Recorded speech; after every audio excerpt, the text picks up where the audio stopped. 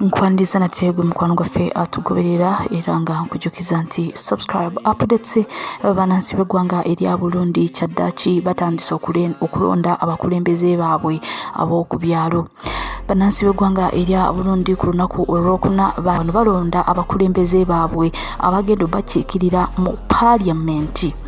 Okusinziira ku National Independence Electoral Commission kikakasiddwa nti polling stations eziriwo kati ziri 1,156 mu ggwanga lyonna awamu n'ebweru w'eggwanga, era kikakasiddwa nti zino polling stations 1,103 ze polling stations eziri mu ggwanga ate 53 ze polling stations eziri mu diaspora awamu ne mu bitundu omuli amagye g'eggwanga erya Burundi nga bali ku peacekeeping mission. Era kati abalonzi bali mu 6,398,000 biba registered voters.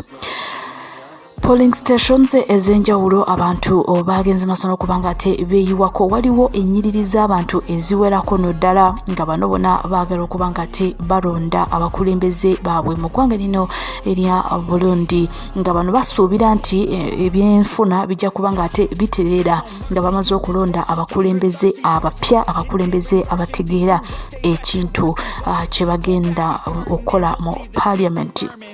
Okulonda kuno okuzenga eggwanga erya Burundi liri mu katunga bano bali mu kufeesinga social economic crisis era nga kigambibwa nti amafuta tegamala mu ggwanga lino erya Burundi, inflation eri waggulu ate n'emmere nayo ebintu si birungi naddala sukaali ne ssente eziva ebweru w'eggwanga nazo ntono mu ggwanga lino erya Burundi. Kakati abalonzi okuli Silvana Nizigiyimana yagambye nti bateekeddwa ogenda masono okubanga ate balonda basuubira abakulembeze baabwe okumalawo ebizibu bye balina mu ggwanga lino erya Burundi era nga bano bayita mu okulonda abo be basuubira okubanga be bagenda okumala ebizibu byabwe.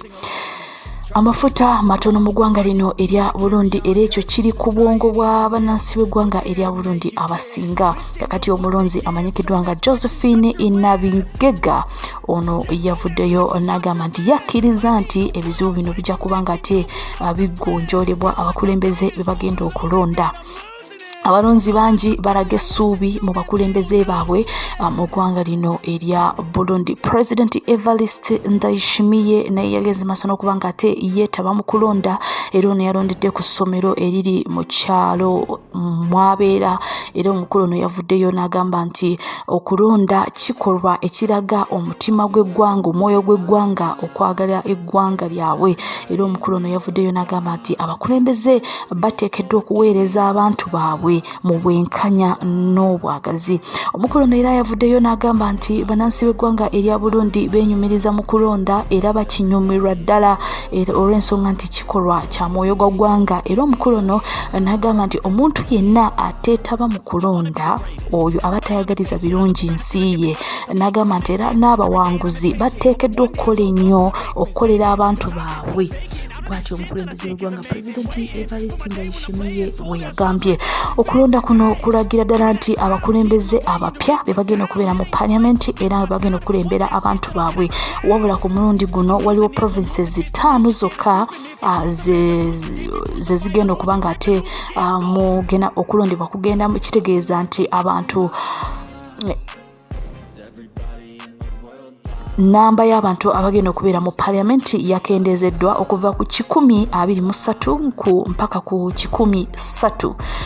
Agathon Rwasa ono nga opposition leader mu ggwanga lino erya Burundi teyeetabye mu kulonda. Rwasa ono kigambibwa nti bamuggyako ku bwa president mu kibiina kye ekya National Congress for Freedom CNL era n'okulonda bamuganye. Stay tuned. Don't forget to subscribe. Pull back the curtain and you'll see the different vermin. We all have different burdens that all seem to cause disturbance. Yo, so do me a favor, don't treat me like a neighbor. Don't need the different flavors of your problems just to savor. I've got my own issues, I need a comb to get through. Don't need to groan with you, just go get your own tissue. I feel like I'm losing my mind. Is everybody in the world blind? Please, Lord, give me a sign. a sign. I feel like I'm losing my mind. Is everybody in the world blind?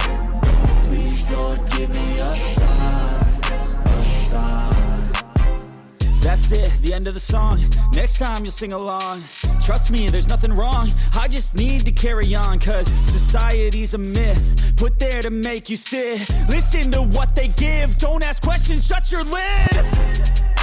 Yeah, don't ask questions, shut your lid. I need to run away from this and go get off the grid. Feel